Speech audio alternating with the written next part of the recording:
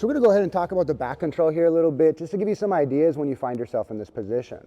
Okay, the back, first of all, is one of the most powerful positions. In fact, we like to say it's the summit of all positions, meaning that it's the very top. Now, some people will argue and say the mount is better than the back, but when you look at the back, the greatest thing is that all my partner's defenses is facing away from me. So I'm literally in the ultimate flanking position. Everything that I'm doing, I'm coming from behind him, and he can't really see too much of what I'm doing. Now, it's going to be pretty obvious to him after he gets some experience on the things I want to do, right? Mostly, we're going through like strangulations using the lapel. We do have some arm locks and stuff we can do from this position here. But what I want to do is give you a general idea of this back position, talking about some of the nomenclature and the purposes of our arms and our legs, okay? So let's talk about the legs first. So you'll see that I have my legs right now in this position where both my feet are inside his thighs, okay? The main purpose of my legs in this situation here is to stop his hip rotation. So if Felix tries to go to the left here, what I'm gonna do is put heavy pressure on my right foot here, helping to reduce his ability to move to his left, okay? When he moves to his right, we're gonna be opposite. So you'll see me kind of using those legs here to block them, and we're using like an open circuit here. So I'm not like locking my feet or bringing them closed. We have an open circuit, but we're just using, just in a real fundamental way to control his hip rotation. Now you'll see that I have two arms obviously here, and in a typical situation, we're gonna have one arm over his shoulder here, okay? That's gonna be my primary attack hand. My primary attack hand, because this is the hand that I'm going to usually feed into the lapels, and that's going to be the one that does the strangulation, whether I'm using the gi or not. And then you have a secondary hand here. That secondary hand is typically going to go underneath an armpit. And the reason is because not only are these hands used to try to strangle him, but these hands are also used for control. For example, I have shoulder control. If he tries to turn to his right, it's my left hand in front of his shoulder that stops him from turning to his right. If he tries to turn to his left, it's my left elbow in front of his shoulder that stops him or reduces his ability to turn to the left, okay? So as I bring them in together, or even better, I start controlling his lapels on both sides, I control rotation of left and right. And of course, we're using both our feet and our hands, so when he tries to turn, I can really stick with him, and I can keep my chest on his back. You see that I'm keeping my head very tight to him, okay? And we're gonna try to stay in this position tight, okay? So, this position here, we're very neutral in this seated position. This is a fairly generic way to get into this position. In fact, he won't see too much of the fight happen in this position. You're gonna either find yourself in what we call the overhook side, where we're gonna fall to my primary defense hand, or my primary attack hand, sorry, and the overhook side, and we're gonna be in this position here where I can hold him nice and tight, okay? Again, prioritizing my chest to his back and good tight head control here so I can stay on his back nice and tight, so when he tries to get away, I'm nice and stuck to him. So you'll see a lot of us, the ability when we're going under here and we're attacking from this overhook side. And then the other thing you'll see a lot is gonna be going to the underhook side here, where I have my underhook arm and we fall to this direction.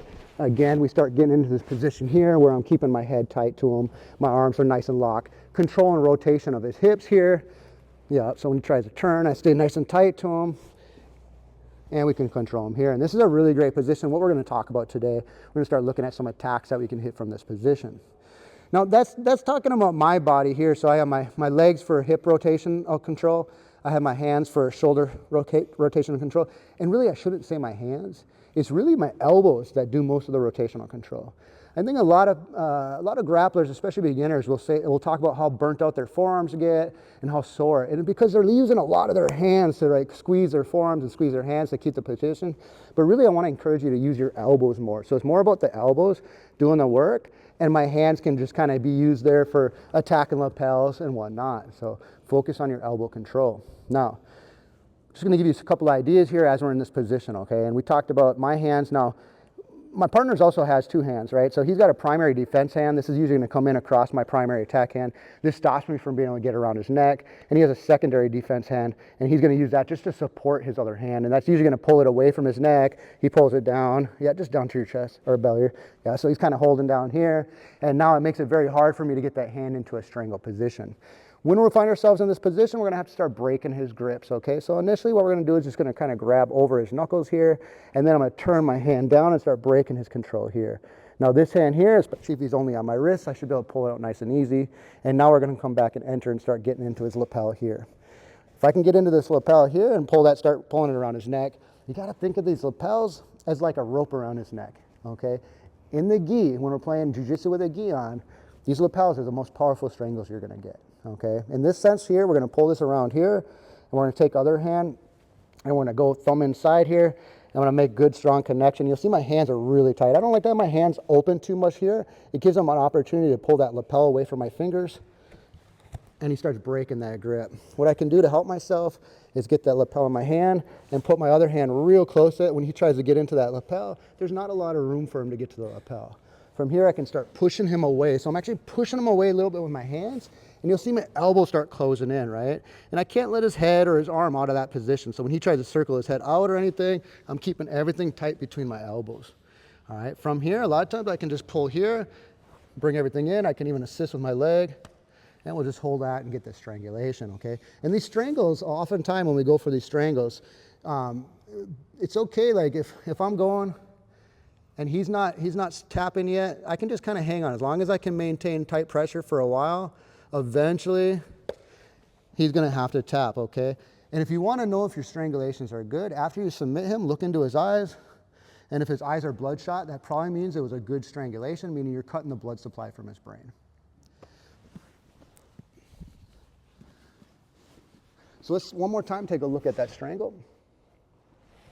So again, we're going to start just by connecting. He's going to have primary and secondary defense. I'm going to come over here over the top.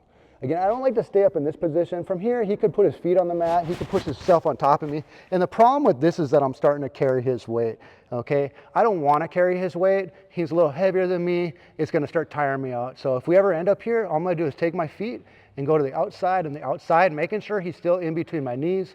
And I'm just going to extend him back into the seated position. We're going to take one leg, pull it out, and throw it over the side, and we're just going to fall to a side.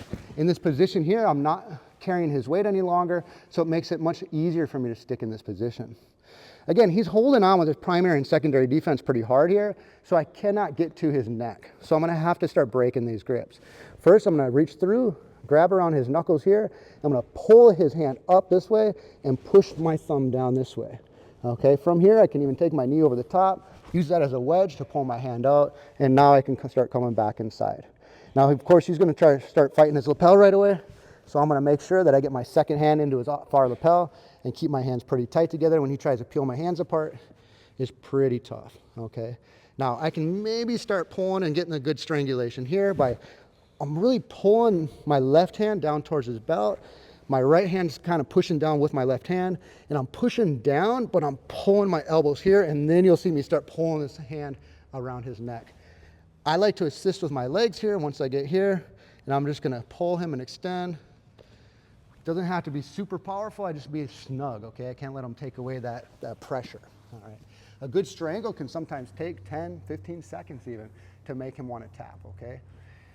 The really power comes, it doesn't take a lot of pressure on the carotids. Think of it like a garden hose, you just got to pinch it off, but it's a real loose, real weak garden hose. Okay, the strength has to come from making sure that I'm fighting the defense of my partner. That's really where the strength will come in live, okay?